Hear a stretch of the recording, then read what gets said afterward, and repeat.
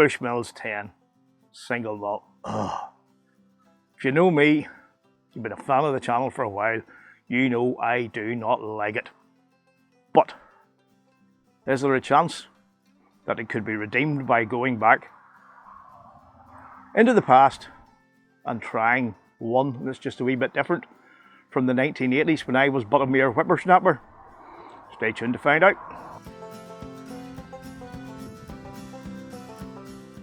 What about you whiskey lovers? I'm Big Al and welcome to Whiskey Straight, coming at you from along the Bahamas of Northern Ireland. Aye, right.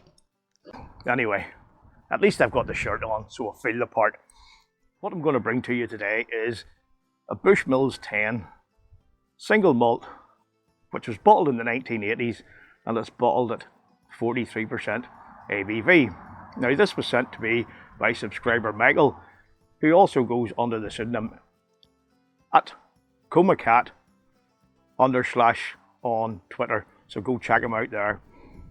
He's watched all my videos so far, and when he was watching my review of the Bushmills 10, which was way back, number 41, a while back, he thought that maybe it would be good if I had a sample from one of his bottles, which was this very bottling.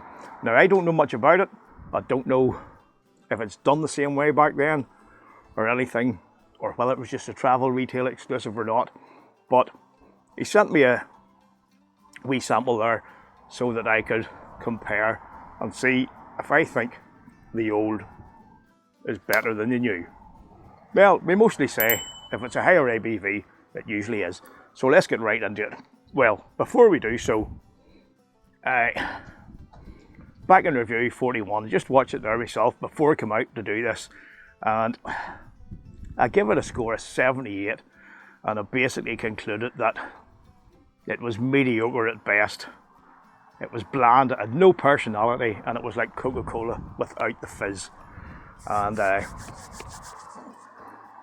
let's see how we get on with this old timer, reviewed by this old timer. Sláinte. They're right off on the nose here. We've got fresh, golden, delicious apple. There's honey, there's vanilla. Some floral notes come into play as well.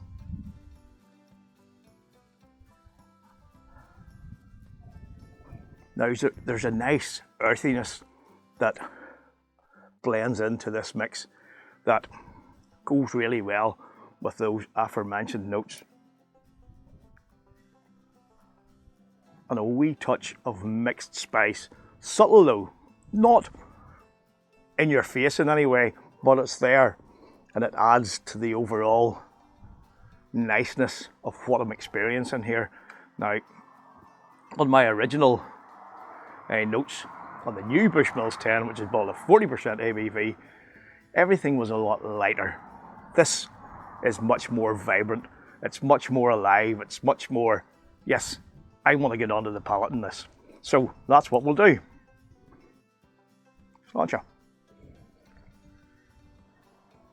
Like I've just said, first sip, immediately and quite pronounced, way more vibrant, more lively, just more character than today's mediocre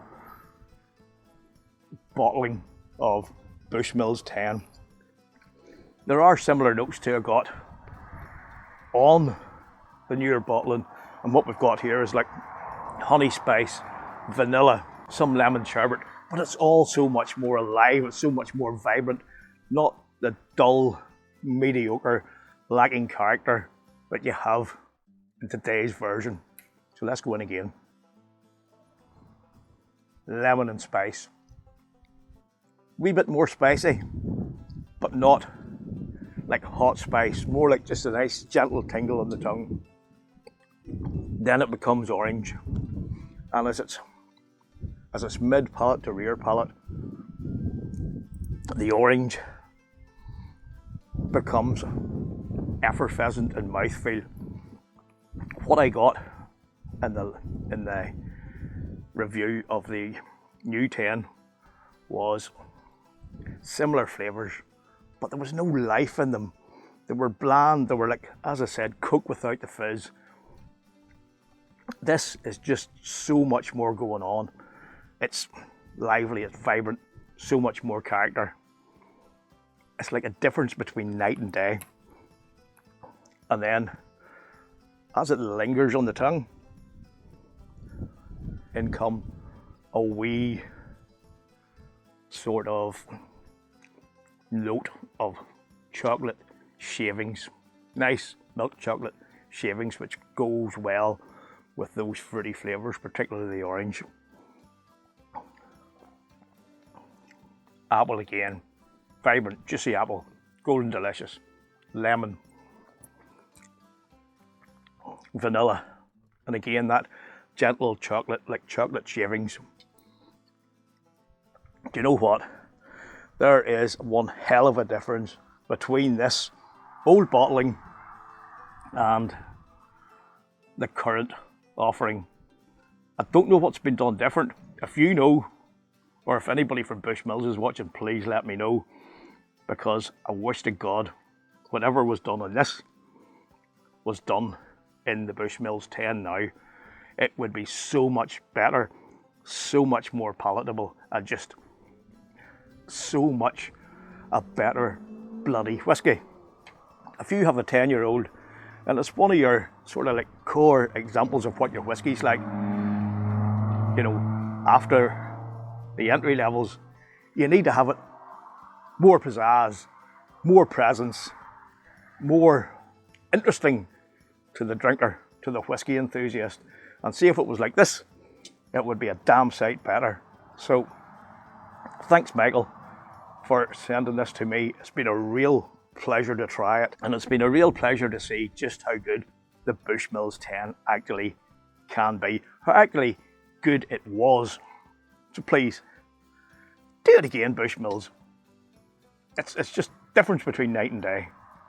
This, the old score from 78 to this, you could probably put another 8, 9, 10 points on top of it with just doing what you did way back then. So much better. If Bushmills 10 now was like this, there's no way on earth I could say I don't like it, because this is numerous times better. So thanks for watching, folks. Thanks for your support. Thanks to my patrons, you guys are stars. And cheers, Michael, for your generosity. It means a lot. And please go follow him on Twitter. Top bloke.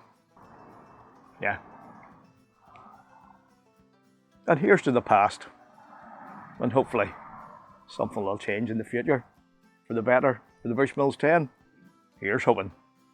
So until the next time, folks, please look after yourselves, look after each other, and until the next time, keep on drinking your whiskey the way you like it.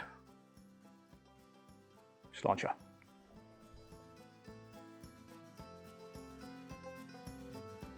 Thanks for watching, folks. I really do appreciate it. Please check out these other reviews, and if you'd like to support the channel, the best way is by subscribing, liking and commenting. And don't forget to ring that bell for all video notifications so you don't miss out on any future content. Cheers.